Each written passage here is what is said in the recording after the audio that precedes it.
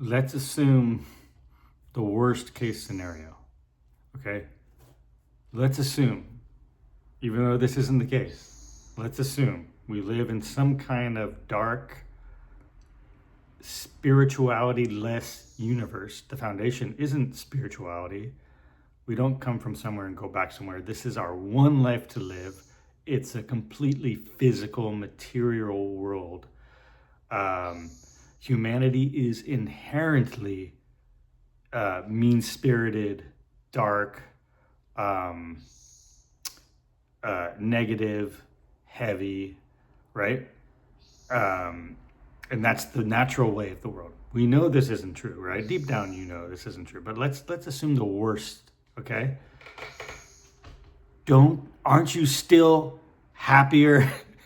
Don't you still lead a better life when, in spite of all that, you're still thinking good thoughts, you're still being a kind person, you're still focusing on love, you're still focusing on your inner world, you're still focusing on expressing your authentic self, right? Doesn't your life still turn out better? So, we all know these people who are kind of like the jaded people, the skeptics. We all know them, right? They're in all of our lives. They could be friends, people that we encounter online. They believe in the dark version, right, of reality, which is not the case. We know, right? We all know this deep down. There is one entity, one God, one consciousness. Everything comes from that, right?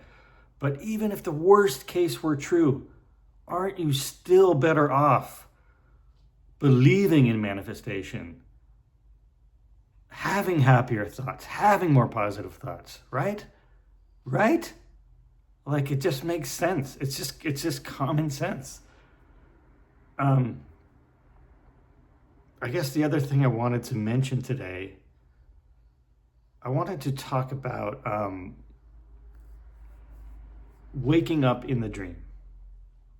So this kind of relates to what I just said too, but you know how you have those nightmares sometimes and you're like you're immersed in them, and then suddenly something seems like off in a really weird way and you're like, wait a minute, something's not right here.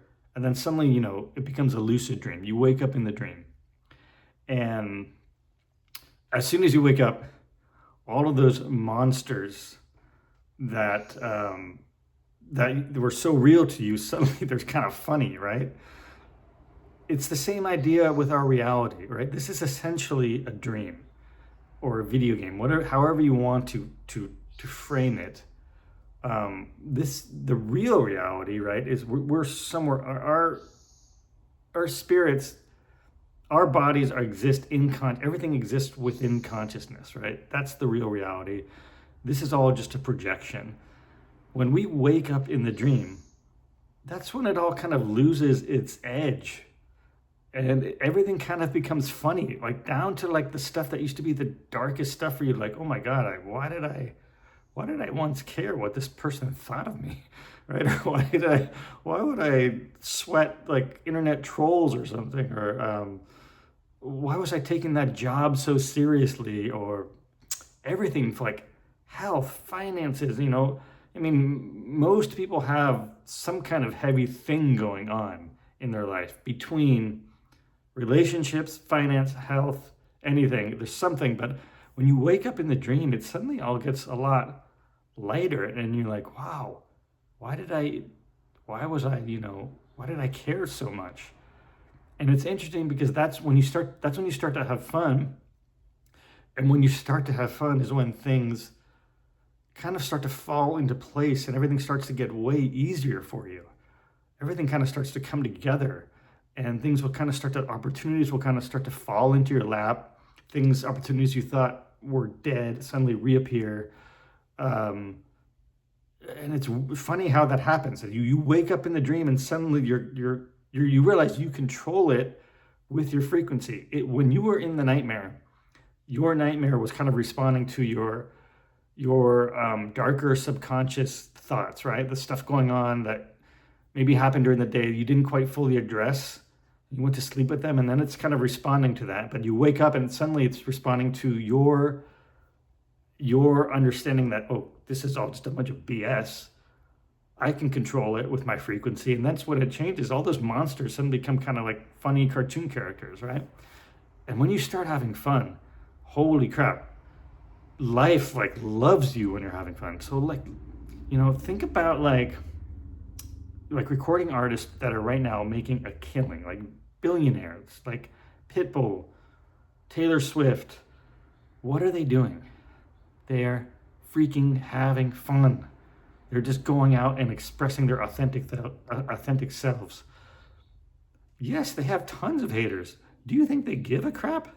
Like Taylor Swift, without any of her haters, would not be the billionaire Taylor Swift we have today. I mean, they were part of what created her. So they're really important, actually. They should be very appreciative of all their haters. So think about like another recording artist example, Sia, the one SIA. Her name is SIA. So can you imagine like, okay, a recording executive sitting in the studio, and this woman comes in, and she comes in with a curtain of hair over her face, half black, half white. And she says to this recording executive, I'm going to become a smash hit success with this look, singing about my alcohol issues, my issues with drinking. It would be like, seriously? Okay, next, come on. I mean, even if Sia herself like told herself that when she was just starting off, she'd be like, yeah, no. But she went ahead anyway. That was all she knew to do. That was her coming out into the world as her weird, authentic self. That was like, this is what I'm supposed to do. I feel like a calling to do this. And look what happened. So my message to you today is wake up in the dream. Worst case scenario, let's say if it really is just this dark matter, heavy, dense material world where everything's evil. Fuck it, still have fun. Who cares? Aren't you still better off? And when you have the frequency of fun, oh my God, like the things will start to really come to you. You'll see. That's when the magic with manifestation really starts to happen. Okay? That was it.